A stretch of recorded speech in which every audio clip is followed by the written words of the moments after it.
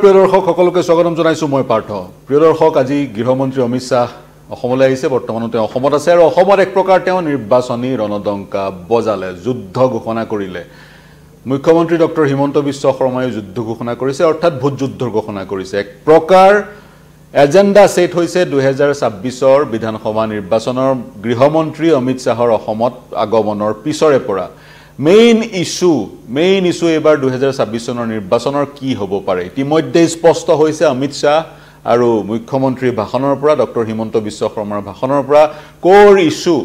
জিটোৰ চাৰিওদিশে এবাৰ নিৰ্বাচনী চৰ্চাবোৰ ঘূৰি ফুৰিব সেই কোৰ ইস্যুটো বা মূল বিষয়টো হৈছে অনুপ্ৰৱেশ ঘুসপেঠিয়া বা ইনফিলট্ৰেটৰছক কেন্দ্ৰ কৰিও এইবাৰ নিৰ্বাচনী ৰণখনত অৱতীৰ্ণ হোৱাৰ প্ৰয়াস কৰিছে বিজেপিয়ে এক নেৰেটিভ অনুপ্ৰৱেশকাৰীক মাজত লৈ এক নেৰেটিভৰ সৃষ্টি বিজেপিৰ ইয়াৰ কাউন্টাৰ নেৰেটিভ কংগ্ৰেছে কেনেকৈ সৃষ্টি কৰে হেয়া সময়ত গম পোৱা যাব কিন্তু এইবাৰ নিৰ্বাচন যেহেতু 2026 ৰ আজিৰ পৰাই এক পৰিবেশৰ সূচনা হল এইবাৰ যে নিৰ্বাচন সেই নিৰ্বাচন একেবাৰে ক্লিন স্লেটত এইবাৰ নিৰ্বাচন অনুষ্ঠিত হ'ব সম্পূৰ্ণ উকা কাগজ নিৰ্বাচনী কৌশল নিৰ্বাচনী পদ্ধতি নিৰ্বাচনত কোনটো জাতিৰ কিমান ভোট থাকিব কোনটো সম্প্ৰদায়ৰ কিমান ভোট থাকিব কোনটো জনগোষ্ঠীৰ কিমান ভোট থাকিব হিন্দুৰ ভোট কিমান মুছলমানৰ ভোট কিমান সেইবোৰৰ যিবোৰ পৰিসংখ্যা সেইবোৰ হ'ব সম্পূৰ্ণ নতুন কাৰণ এইবাৰ সমষ্টিবোৰ সম্পূৰ্ণ পৃথক 2021 বা তাৰ আগৰ একেবাৰে 1970 ৰ দশকৰ পৰা 2021 লৈকে যি ধৰণে আমাৰ সমষ্টিবোৰ আছিলে যি ধৰণে সমষ্টিবোৰৰ জাতি সমষ্টিবোৰৰ ডেমোগ্ৰাফি আছিলে সেই ডেমোগ্ৰাফি আৰু নাই ডেমোগ্ৰাফি সম্পূৰ্ণৰূপে সেই ডেমোগ্ৰাফিবোৰ নাই কাৰণ সমষ্টিৰ পুনৰ নিৰ্ধাৰণ কৰা হ'ল যেহেতু অমিত শাহে নিৰ্বাচনৰ ৰণদংকা বজালে এইবাৰ যি নিৰ্বাচনত মুছলমান বিধায়কৰ সংখ্যা কম হ'ব নেকি যদিহে কম হয় কিয় কম হ'ব বা মুছলমান যাতে জনপ্ৰতিনিধি কমকৈ নিৰ্বাচিত হৈ আহিব পাৰে তাৰ কাৰণে ব্যৱস্থা গ্ৰহণ কৰা হৈছে নেকি এনেবোৰ প্ৰশ্ন প্ৰাসংগিক ইতিমধ্যে অসমৰ মুখ্যমন্ত্ৰী ডক্টৰ হিমন্ত বিশ্ব শৰ্মাই দাবী কৰিছে সমষ্টিৰ পুনৰ নিৰ্ধাৰণৰ যোগেদি প্ৰায় 100টা বা 100টাতকৈ অধিক সমষ্টি 104টা সমষ্টি এক ধৰণেৰে খিলঞ্জীয়া লোকৰ কাৰণে সুৰক্ষিত কৰি ৰখা হ'ল যদিও বা সাংবিধানিকভাৱে সুৰক্ষিত নহয় কিন্তু এনেভাৱে ভোটাৰসকলক ভাগ কৰি দিয়া হ'ল যাতে 104টা সমষ্টিৰ পৰা খিলঞ্জীয়া লোকেই জয়যুক্ত হৈ আহে এই গোটেই যি মই বিশ্লেষণটো আগবঢ়াইছো সেই বিশ্লেষণটো তেতিয়াহে প্ৰযোজ্য হ'ব বা তেতিয়াহে খাটিব যেতিয়া আমি ধৰি ল'ব লাগিব এজন মুছলমান লোকে মুছলমান জনপ্ৰতিনিধিকে ভোট দিব বুলি বা যদি সুবিধা পায় যদিহে সুবিধা নাথাকে বা এগৰাকী হিন্দু ভোটাৰে হিন্দু প্ৰাৰ্থীকে ভোট দিব বুলি যদি ধৰি লওঁ তেতিয়াহে এই যুক্তিটো খাটে আৰু এই আগৰ যি ইউটোপিয়ান এক ব্যৱস্থা আগৰ যি এক ব্যৱস্থা আছিলে হিন্দু অধ্যুষিত অঞ্চলৰ পৰা এগৰাকী মুছলমান বিধায়ক জয়ী হৈ আহিছে বা মুছলমান অধ্যুষিত অঞ্চলৰ পৰা হিন্দু বিধায়ক জয়ী হৈ অহাৰ যি পূৰ্বৰ এক যিবোৰ ঘটনা আছিল সেই ঘটনাবোৰ শেহতীয়াকৈ আজি কেইবছৰমানৰ পৰা আমি ক্ৰমাৎ হ্ৰাস হৈ আহিছে আমি দেখিবলৈ নোপোৱা হৈছো গতিকে সেই পূৰ্বৰ সেই ঘটনাবোৰক আমি আজিৰ তাৰিখত ইউটোপিয়ান বুলি ভাবিব লাগিব যি কি নহওক মই হোৱাইট বোৰ্ড ব্যৱহাৰ কৰি বিশ্লেষণ আগবঢ়াম মুছলমান বিধায়কৰ সংখ্যা এইবাৰ কিয় কমিব ইউডিএফ ইতিমধ্যে দাবী কৰিছে সমষ্টি পুনৰ নিৰ্ধাৰণৰ যোগেদি ইতিমধ্যে 29টা যি ইছলাম ধৰ্মী লোকৰ অধ্যুষিত সমষ্টি আছিল এতিয়া সেই পৰিসংখ্যাটো হ্ৰাস পাই 22 হৈছে গৈ এতিয়া 22টাহে ইছলাম ধৰ্মী লোকৰ অধ্যুষিত সমষ্টি আছে এই 22টা সমষ্টিৰ পৰাহে এই 22টা সমষ্টিতে ইছলাম ধৰ্মী ভোটাৰসকলে নিৰ্ণায়ক ভূমিকা পালন কৰিব পাৰিব কেনেকৈ হোৱাইট বোৰ্ডত ইতিমধ্যে মই কিছু কথা লিখি থৈছিলো আমি যদি এটাকৈ অনাগত সময়ত গোটেইবোৰ সমষ্টিৰ ডেমোগ্ৰাফি বিশ্লেষণ কৰিম কিন্তু প্ৰাৰম্ভিক পৰ্যায়ত এক থুলমূল বিশ্লেষণহে আমি দিয়াৰ প্ৰয়াস কৰিম ধৰি লৈছো নগাঁও সমষ্টিটো এতিয়া হ'ল নগাঁও বটদ্ৰবা কিয় হ'ল যেটো বটদ্ৰবা সমষ্টি আছিল সেই সমষ্টিটো এতিয়া নাই বটদ্ৰবা সমষ্টিটোৰ নতুন নাম হৈছে বা বটদ্ৰবা বিলুপ্ত হৈ ঢিং হ'ল তাৰ পৰিৱৰ্তে নগাঁও সদৰ সমষ্টিটো নগাঁও বটদ্ৰবা হ'ল আৰু নতুন নগাঁও বটদ্ৰবা সমষ্টিৰ পৰা যিবোৰ মুছলিম ভোট আছিলে সেইবোৰক ঢিঙলৈ লৈ যোৱা হ'ল সেই তেনে ধৰণে নতুন বাউণ্ডাৰী অংকন কৰা হ'ল আৰু পূৰ্ব বটদ্ৰবা সমষ্টিৰ যিসকল হিন্দু লোক আছিলে তেওঁলোকক সংস্থাপিত কৰা হ'ল বা তেওঁলোকক লৈ অহা হ'ল নতুন নগাঁও বটদ্ৰবা সমষ্টিলৈ এই প্ৰক্ৰিয়াৰ যোগেদি ঢিঙত প্ৰায় 90% ইছলাম ধৰ্মী ভোটাৰ থাকিল হলগৈ আৰু নগাঁও বটদ্ৰৱাত 80%তকৈ অধিক হিন্দু ধৰ্মৰ ভোটাৰ থাকিলগৈ আৰু সেই প্ৰক্ৰিয়াৰ যোগেদি নগাঁও বটদ্ৰৱা সমষ্টিটোৰ ইছলাম ধৰ্মী ভোটাৰসকলে যাতে নিৰ্ণায়ক ভূমিকা পালন কৰিব নোৱাৰে সেই কথা নিশ্চিত কৰা হ'ল জনপ্ৰতিনিধি হিন্দুৱে হয় বা মুছলমান হয় অন্য এক কথা অনুৰূপ ধৰণৰ ৰূপহী সমষ্টিৰ হিন্দু ভোটাৰসকল সোমালগৈ নগাঁও বটদ্ৰৱাত নতুন সমষ্টিটোত আৰু নগাঁও বটদ্ৰৱাৰ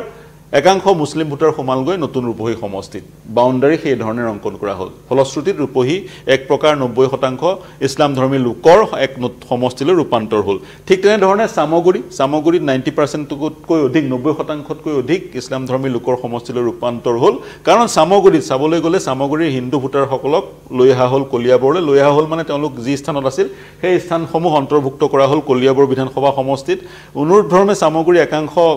ইছলাম ধৰ্মী লোকৰ তেওঁলোক যি স্থানত বসবাস কৰে সেই স্থানসমূহ সংযুক্ত কৰা হ'ল বৰহমপুৰৰ সৈতে তেনে ক্ষেত্ৰত বৰহমপুৰৰ পৰা ইছলাম ধৰ্মী লোক ভোটাৰৰ সংখ্যা হ্ৰাস পালে কলিয়াবৰৰ পৰা হ্ৰাস পালে সামগুৰিত বৃদ্ধি পালে সেই প্ৰক্ৰিয়াৰ যোগেদি সামগুৰি ৰূপহী ঢিঙক এক ধৰণৰ ইছলাম ধৰ্মী লোকৰ কাৰণে সংৰক্ষিত কৰি দিয়া হ'ল বুলি ক'ব পাৰি কাৰণ সেই সমষ্টিকেইটাত সম্পূৰ্ণৰূপে নিৰ্ণায়ক ভূমিকা ইছলাম ধৰ্মী লোকে পালন কৰিব মন কৰিব এটা সমষ্টিত যদি 40%তকৈ ওপৰৰ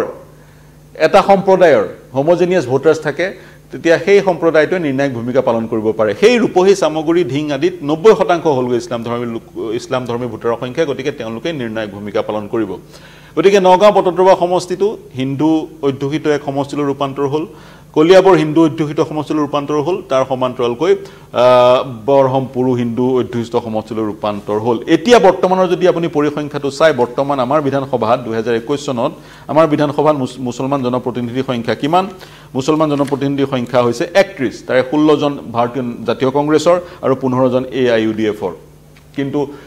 সেই সংখ্যা এবাৰ হ্ৰাস পোৱাৰ পূৰ্ণ সম্ভাৱনা আছে কেনেকৈ উদাহৰণস্বৰূপে আপুনি বৰপেটা বিধানসভা সমষ্টিলৈ যদি চাই বৰপেটা বিধানসভা সমষ্টিটোত 70% ইছলাম ধৰ্মী লোক এই সমষ্টিটো SC সমষ্টি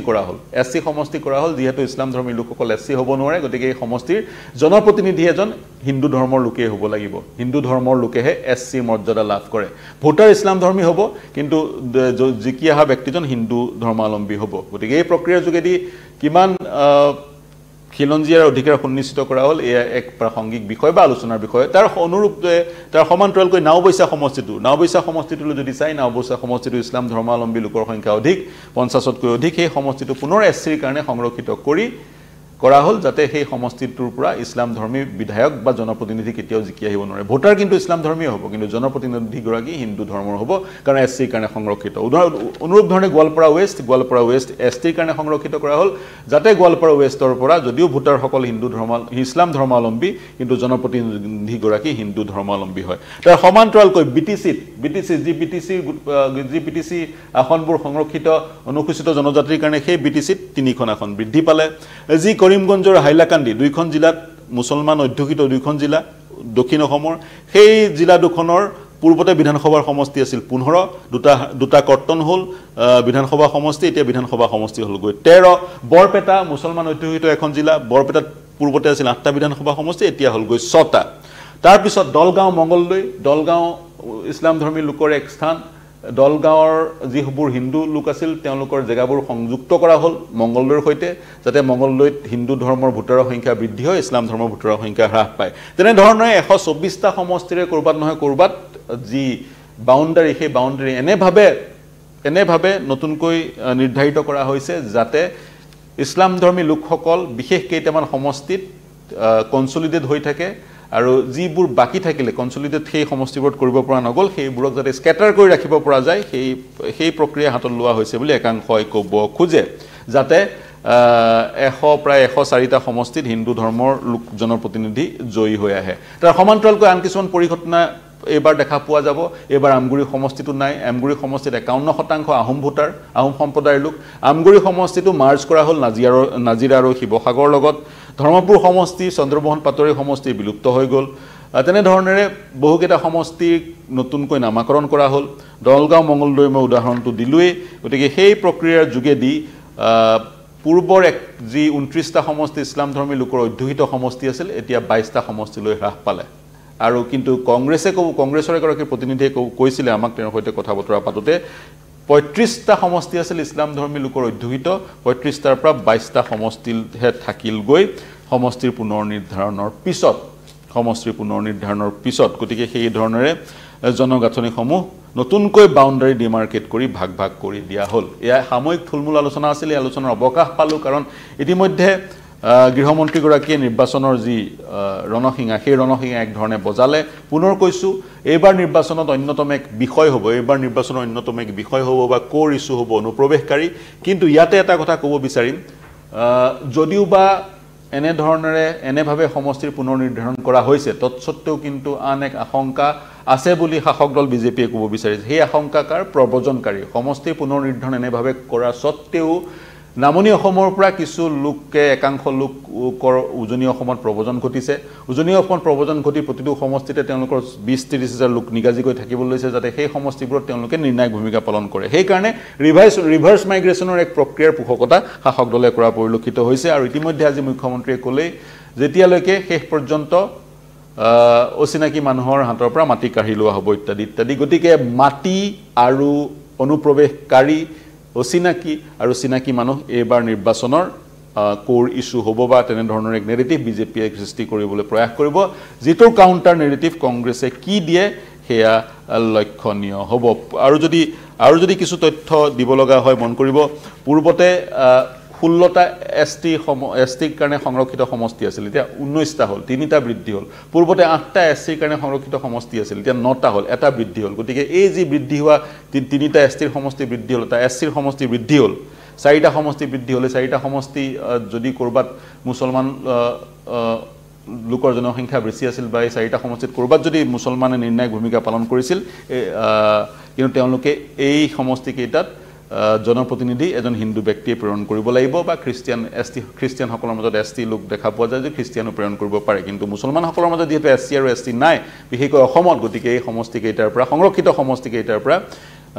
ইছলাম ধৰ্মী প্ৰতিনিধি অহাৰ সম্ভাৱনা নাই যি কি নহওক আমি প্ৰতিটো সমষ্টিৰ যি জনগাঁথনি নতুন জনগাঁথনি সেই জনগাঁথনি আমি আপোনালোকৰ সন্মুখত দাঙি ধৰিম লোকসভা নিৰ্বাচনৰ সময়তো প্ৰতিটো সমষ্টিৰ জনগাঁথনি দাঙি ধৰিছিলোঁ ধুবুৰী যি লোকসভা সমষ্টি সেই সমষ্টিটোত বুজন সংখ্যক ইছলাম ধৰ্মী লোক ভোটাৰক কনসলিডেট কৰিবলৈ চেষ্টা কৰা হৈছিল যাৰ ফলত ধুবুৰী লোকসভা সমষ্টিটোৰ যি পপুলেশ্যন সেই পপুলেশ্যন 27 লক্ষ স্পৰ্শ কৰিছিল অনুৰূপ ধৰণে যদি সমষ্টিবোৰৰ পপুলেশ্যন চাই তেতিয়া দেখিব যিবোৰ সমষ্টিত নতুনকৈ ইছলাম ধৰ্মী লোকসকলক কনসলিডেট কৰা হৈছে তেওঁলোকৰ বাসস্থানবোৰক সংযুক্ত কৰি কন্টেজিয়াছ নহলেও সেই সমষ্টিবোৰৰ জনসংখ্যা কিন্তু হিন্দু ধৰ্মাৱলম্বী লোকসকলক কনসলিডেট কৰিবলৈ গৈ নতুনকৈ সৃষ্টি কৰা সমষ্টিবোৰতকৈ অধিক গতিকে এই প্ৰক্ৰিয়াৰ যোগেদি বিজেপিয়ে নিজৰ গাদী ৰক্ষা কৰিব বিচাৰিছে নে সঁচাকৈ খিলঞ্জীয়াক সুৰক্ষা প্ৰদান কৰিব বিচাৰিছে সেয়া সময়ত গম পোৱা যাব আপোনালোকে কি যুক্তি প্ৰদান কৰিব বিচাৰে আপোনালোকে কি অতিৰিক্ত তথ্য দিব বিচাৰে আহ্বান জনাম সেই তথ্য প্ৰদান কৰিবলৈ আমাৰ ফেচবুক আৰু ইউটিউবত প্ৰৱেশ কৰি সেই তথ্য প্ৰদান কৰিবলৈ অনাগত সময়ত প্ৰতিটো সমষ্টিৰ জনগাঁথনি প্ৰতিটো সমষ্টিৰ নতুনকৈ গঠন হোৱা সমষ্টিত কোন সম্প্ৰদায়ৰ কিমান লোক আছে কোনে কাক সমৰ্থন দিব এই কথা বতৰাবোৰ সবিস্তাৰে বিশ্লেষণ কৰিম এয়া মাত্ৰ আৰম্ভণি কাৰণ আজি ভাৰতৰ গৃহমন্ত্ৰীগৰাকীয়ে নিৰ্বাচনী ৰণসিঙা বজালে যি কি নহওক প্ৰিয় দৰ্শক নিৰ্বাচনৰ এক পৰিৱেশত আমি প্ৰৱেশ কৰিছোঁ গতিকে আমি দি থাকিম নিৰ্বাচনৰ ৰিলেটেড খবৰ বা নিউজ বা বাতৰি নাৰৰ বাতৰি বা বিশ্লেষণ এতিয়ালৈ এৰিছোঁ দেশ বিশ্ব ৰাজ্যৰ সকলো বা বাতৰিৰ কাৰণে